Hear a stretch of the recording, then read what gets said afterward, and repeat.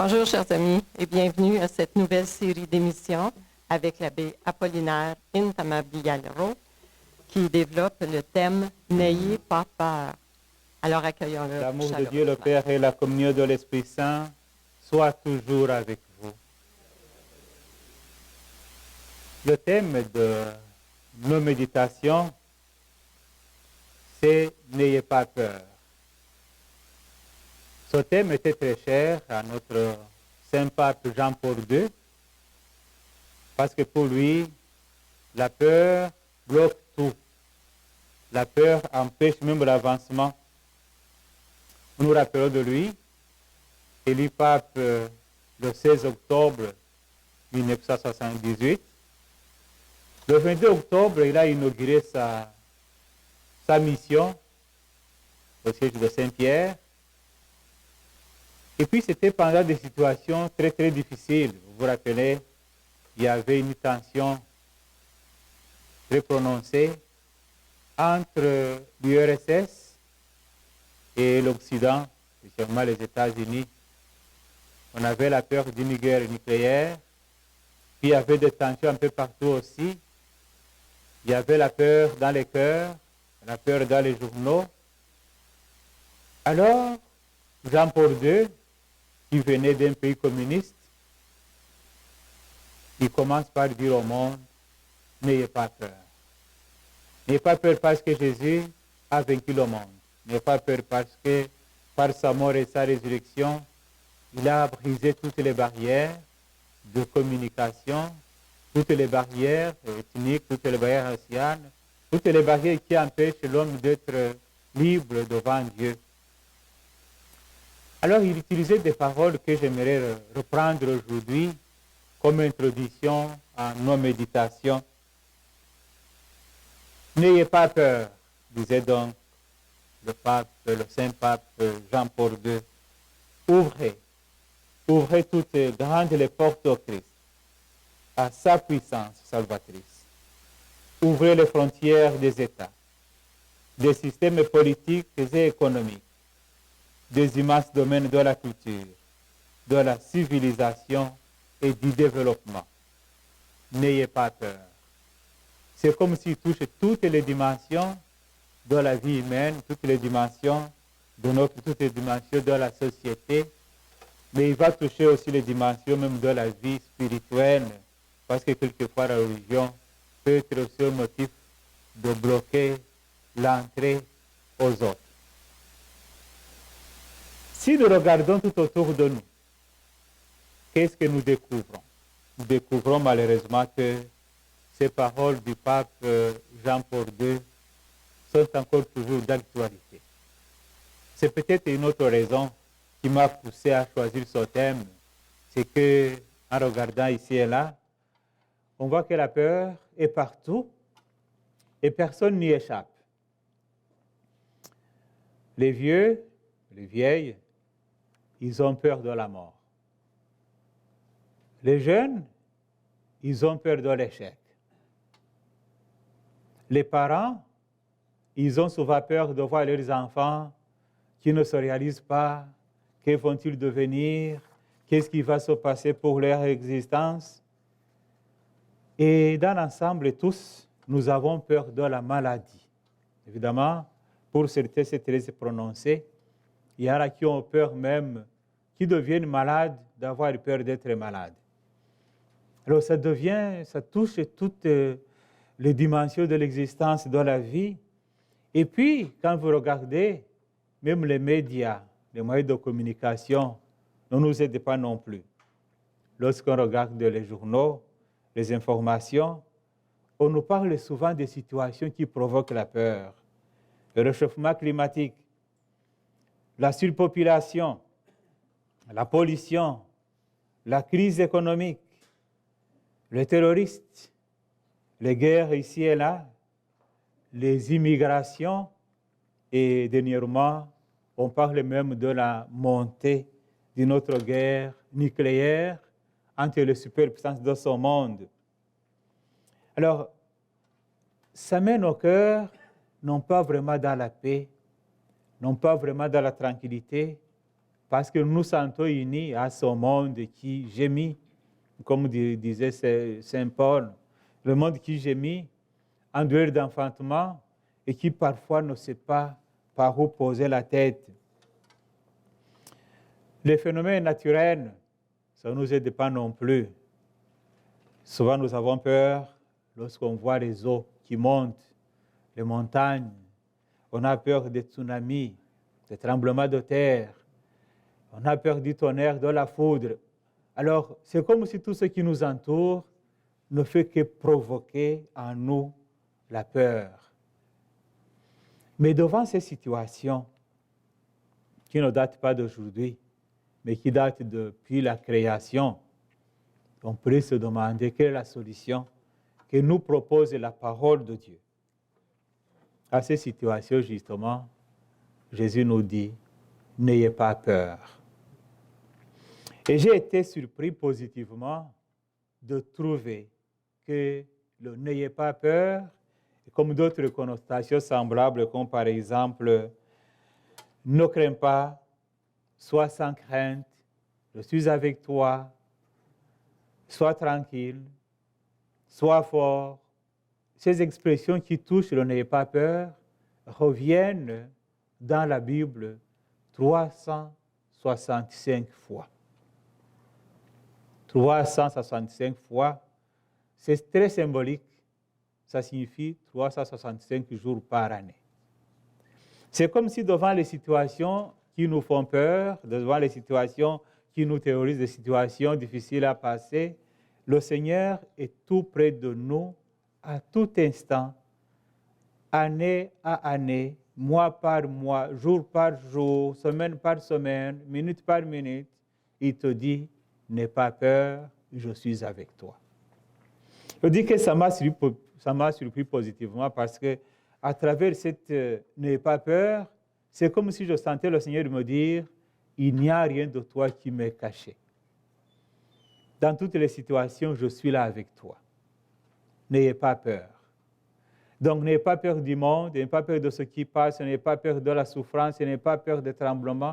Tu n'es jamais seul. Moi, je suis avec toi.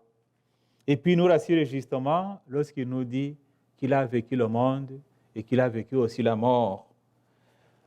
Si nous regardons dans l'Ancien Testament, le Seigneur dit à son peuple de ne pas avoir peur, spécialement des puissances qui entourent Israël. Et puis il lui dit, si vous croyez, vous ne périrez pas. Mais si vous ne croyez pas, vous allez périr. Donc l'assurance que le Seigneur nous donne, c'est justement de savoir que si nous sommes dans des situations difficiles de contradiction, ne pas fuir la réalité, à regarder en face, mais savoir que nous avons un Dieu beaucoup plus puissant que tout ce qui peut nous faire peur. Et Jésus va reprendre cela dans l'évangile de Matthieu, au chapitre 6, versets 25 à 34. Matthieu chapitre 6, versets 25 à 34. Jésus reprend son n'ayez pas peur en détaillant dans quelle dimension nous ne devrions pas avoir peur. C'est là où il nous dit de ne pas nous soucier, plutôt de regarder. Ne vous souciez pas de votre vie. Et là, il va nous faire comprendre que depuis les ongles jusqu'aux cheveux, tout est entre les mains de Dieu.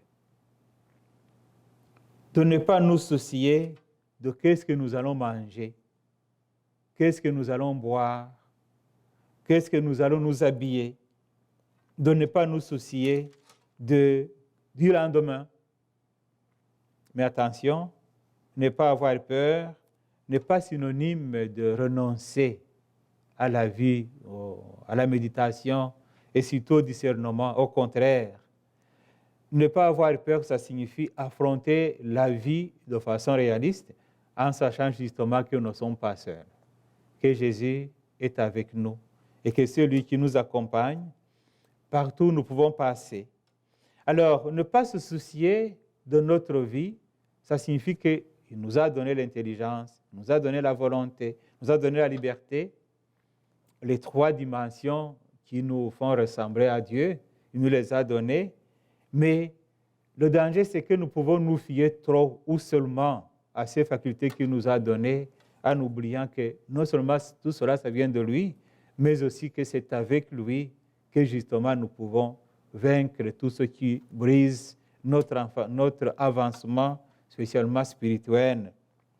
Alors, dans ce sens, n'ayez pas peur sera plutôt synonyme de dire « j'ai confiance ».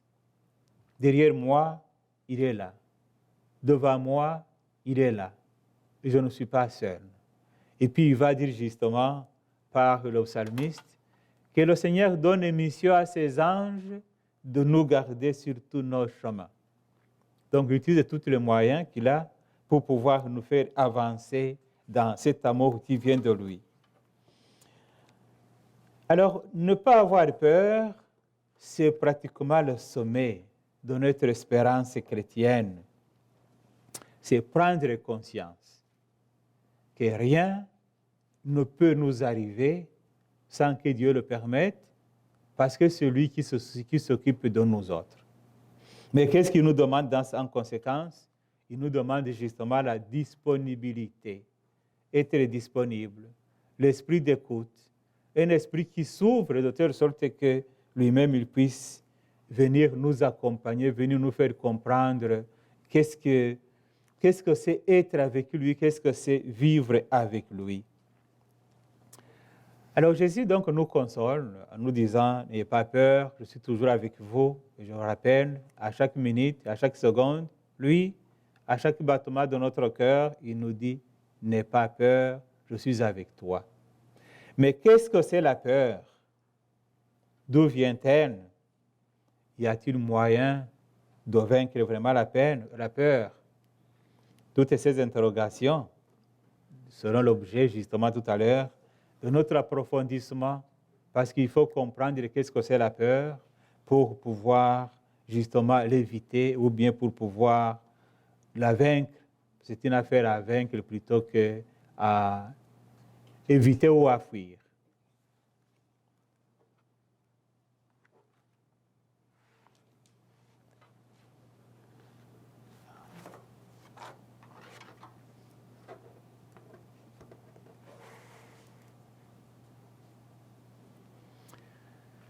Ne pas avoir peur, ça signifie avoir les yeux fixés sur Jésus-Christ, lui qui nous accompagne, lui qui nous dit « Je suis avec vous tous les jours jusqu'à la fin des temps ». Et ça, c'est la clôture de l'évangile de Matthieu, chapitre 28, où Jésus nous rassure « Je suis avec vous tous les jours jusqu'à la fin des temps ». Et il est avec nous même maintenant et aujourd'hui, dans nos préoccupations, dans nos soucis, dans nos problèmes, être sûr que Jésus est avec nous. Il est avec nous aussi dans tout ce qui nous inquiète, mais il n'est pas seulement là pour nous accompagner ou pour une présence sans effet.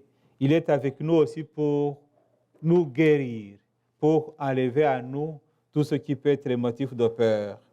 Surtout, il est avec nous pour nous garantir que si nous nous confions à lui, si nous nous fions à sa puissance, alors là, c'est lui qui va agir, non pas nous autres. Alors c'est pour nous inviter justement à ouvrir notre cœur, à ouvrir notre esprit, à ouvrir notre existence à ce Dieu agissant, à ce Dieu puissant qui est à mesure de transformer nos peurs en joie et ce manque d'amour justement qu'est la peur à une grande confiance plutôt qu'à une déception ou mieux à une façon de vivre sans espérer que Dieu est avec nous.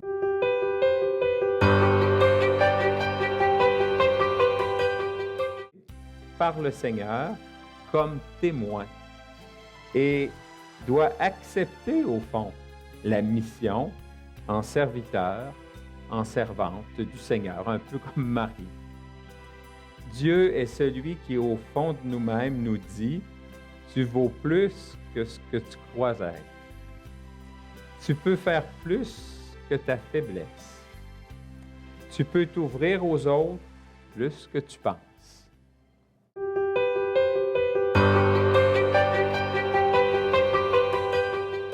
Frères et sœurs, je disais tout à l'heure que justement la peur, nous la voyons un peu partout, en nous et autour de nous. Mais le Seigneur nous rassure 365 fois dans sa parole que nous ne devons pas avoir peur. Soyez sans crainte, il nous le dit.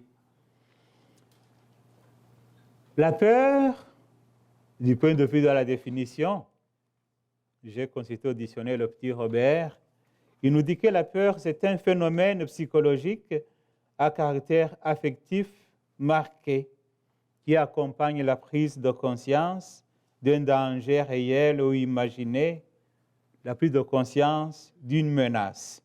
Autrement dit, la peur joue sur l'âme. La peur, ça joue sur le psyché. La psychologie vient de psyché, donc sur l'âme. Il joue sur notre sentiment.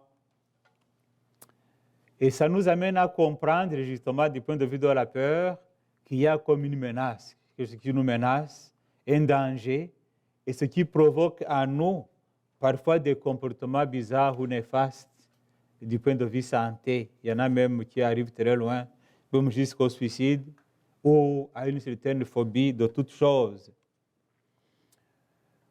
Mais que dit la Bible de la peur? Dans la Bible, nous avons comme deux sortes de peur. Il y a la peur qu'on appelle la crainte de Dieu, qu'il faudrait plutôt encourager. Il y a la peur aussi qu'il faut dominer. Nous allons commencer par la crainte de Dieu. Le monde actuel, lorsqu'on parle de crainte, il y a comme un refus d'accepter la crainte de Dieu. Et dans certaines Bibles, il change peut-être par piété, il change peut-être par amour, par confiance. Mais il y a aussi des versets ou des thèmes où la crainte de Dieu reste comme le mot-clé, qu'on ne peut pas vraiment changer. Pourquoi? Parce que même le prophète Isaïe au chapitre 11, verset 2, il nous dit que la crainte de Dieu fait partie des dons, de cet don du Saint-Esprit. Alors, qu'est-ce que c'est la crainte? Tout d'abord, la crainte de Dieu, c'est comme la base de toutes les religions. C'est comme un arrière-plan des religions.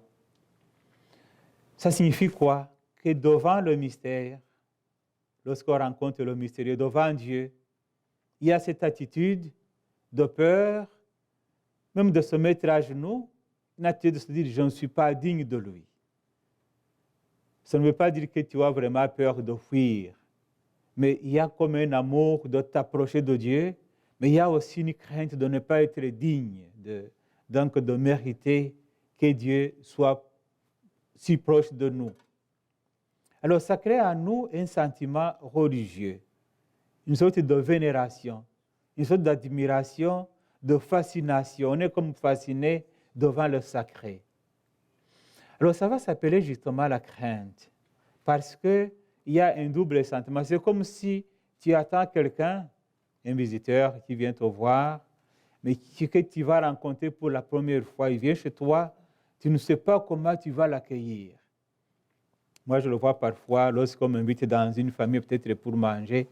On va te demander à plusieurs reprises, mais as-tu des allergies? Mais qu'est-ce que tu manges? Est-ce qu'il y a des préférences? Dans la culture africaine, on nous demande qu'est-ce que tu manges. On te donne et puis tu manges. Alors, ici, on va te demander qu'est-ce que tu manges. Tu te dis, mais tu es complexé. Peut-être vas-je demander ce que peut-être la personne n'a pas. Mais c'est ça, c'est comme si, c'est comment est-ce que je veux l'accueillir de telle sorte qu'il va être heureux, content d'être accueilli chez moi. Alors, il y a la joie de l'accueil. Mais il y a aussi comme une certaine flexibilité. Comment est-ce que je vais vraiment l'accueillir pour qu'il soit à la hauteur de ce que j'ai dans mon cœur? Ça ne s'appelle pas la peur. C'est un amour mêlé d'un peu d'inquiétude. C'est ça la crainte de Dieu. Et l'être humain, devant vraiment la fascination de Dieu, tu ne sais pas comment te comporter devant lui. Et souvent, la réaction de se dire, Seigneur, je ne suis pas digne.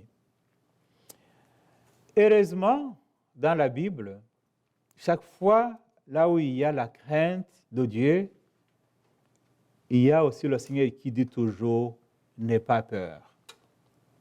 Est-ce que nous allons voir comment est-ce que dans la parole de Dieu, l'humain qui s'approche et dit divin, il a comme peur. Mais le divin, qu'est-ce qu'il fait? Il le rassure. Mais c'est très important d'avoir ce sentiment. Et je pense que dans notre monde d'aujourd'hui, surtout dans certains pays comme ici chez nous, on a tendance à tout perdre ce qu'on appelle le sacré. On a tendance à tout ce qu'on appelle le respect de Dieu. On a tendance à mettre de côté la génuflexion, à mettre de côté un sentiment de piété. Et c'est comme si quand on entre dans une église, on entre dans un centre d'achat, on a tendance de parler partout. Alors ça connote quelque chose de manque de cette crainte de Dieu. Et lorsque tu n'as pas de crainte de Dieu, il y a le danger justement, une des conséquences de manque de crainte de Dieu, c'est que tu refais toujours les mêmes péchés. C'est comme si ça devient comme un jeu. Alors on ne peut pas jouer devant Dieu. Alors, mais quand tu as la crainte de Dieu, tu dis non, je sais qu'il m'aime, je ne peux pas continuer à faire les mêmes bêtises, mais je sais qu'il peut aussi me changer. Alors, ça devient un motif de faire beaucoup plus confiance en lui, mais aussi au dire de se dire non. Si Dieu m'aime, il faut lui répondre aussi par amour, non pas par la peur ou par mes péchés ou par un comportement qui n'est pas digne de lui. Mais lui, chaque fois, quand tu as une crainte envers lui, il te dit, sois sans crainte. Nous allons prendre quelques exemples dans la parole de Dieu, bien sûr. Commençons par Moïse. Dans le livre de l'Exode, chapitre 3, 6 à 12, Exode, chapitre 3, 6 à 12, Moïse est devant le buisson ardent. Vous savez, il avait tenté d'utiliser sa force pour libérer le peuple d'Israël. Il est allé même jusqu'à tuer une personne pour libérer le peuple d'Israël. Mais devant la puissance de Pharaon, il est obligé à fuir. Il va fuir, et là, Dieu va s'approcher dans le buisson ardent. Et lorsque Moïse va voir Dieu venir vers lui, sa réaction va être le tremblement. Il va tellement avoir peur, il va dire, qu'est-ce qui se passe? Mais Dieu s'approche de lui et lui dit, n'aie pas peur. Dieu est venu pour vous mettre à l'épreuve, pour que vous ayez la crainte de lui, mais que vous sachiez qu'il vous aime. N'aie pas peur, c'est Dieu qui t'envoie. Ça, c'est ce que Moïse reçoit comme réponse à sa peur. N'aie pas peur, c'est moi qui t'envoie vers le Pharaon et je serai avec toi. Le peuple d'Israël arrive sur le mont Sinaï et Dieu se propose pour venir visiter son peuple. Mais avant qu'il n'arrive, comme d'habitude, il y a les coups de tonnerre, il y a les sonneries du corps, il y a les montagnes fumantes. Alors, tout le monde est terrifié. Il demande d'aller plus loin de cette montagne. Mais Moïse rassure le peuple. N'ayez pas peur. C'est Dieu qui vient pour vous montrer sa puissance. Ça, c'est Exode chapitre 20, versets 18 à 20. Là encore, Dieu rassure son peuple. Qui a peur, il dit non, n'aie pas peur, c'est ma présence. Parce que quand Dieu se présente dans nos vies, rien ne reste comme avant. Donc quand il se vient dans nos vies, tout change.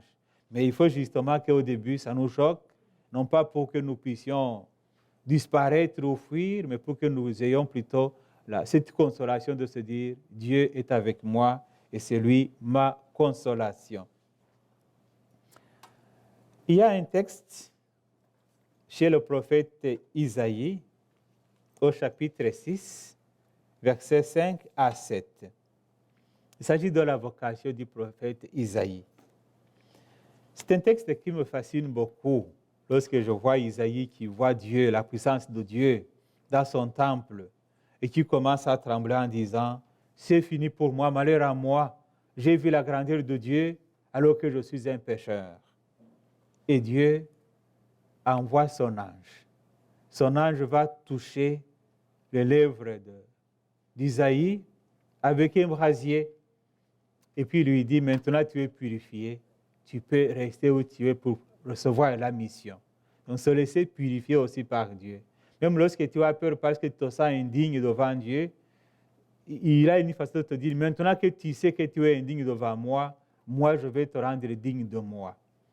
Ça c'est vraiment cet amour de Dieu qui, devant notre peur, notre crainte devant lui, nous rassure toujours, nous dit, non, je suis là avec toi, je t'accompagne. Évidemment, il y a la Vierge Marie, la mère de Jésus, qui était toute bouleversée, c'est Saint-Luc qui nous le dit, parce qu'elle venait d'entendre une salutation. Elle est appelée la pleine de grâce. Elle est appelée celle qui est toujours avec le Seigneur. Alors, on dit qu'elle est bouleversée d'entendre cette salutation parce qu'elle ne sait pas ce que signifient ces paroles. Voici ce que dit l'ange à Marie. Sois sans crainte, Marie, car tu as trouvé grâce auprès de Dieu. Donc, Marie n'a pas la peur de fuir, mais elle a la crainte de Dieu. Elle est donc rassurée par l'ange de Dieu qu'elle ne doit pas avoir peur parce que c'est Dieu justement qui a une mission pour elle de devenir la mère du Seigneur. Donc, à chaque crainte de Dieu, la réponse est de se dire, n'aie pas peur, moi je suis avec toi. Et à plusieurs reprises, justement, nous voyons Jésus qui ramène ses apôtres à avoir plus de confiance. Le passage de Luc chapitre 5, 9 à 11, nous parle de l'apôtre Pierre. Pierre qui voit le miracle de poisson, la pêche miraculeuse, et qui se dit, éloigne-toi de moi, Seigneur, je suis un grand pécheur. Et le Seigneur lui dit, non, maintenant là, je te ferai pécheur d'hommes.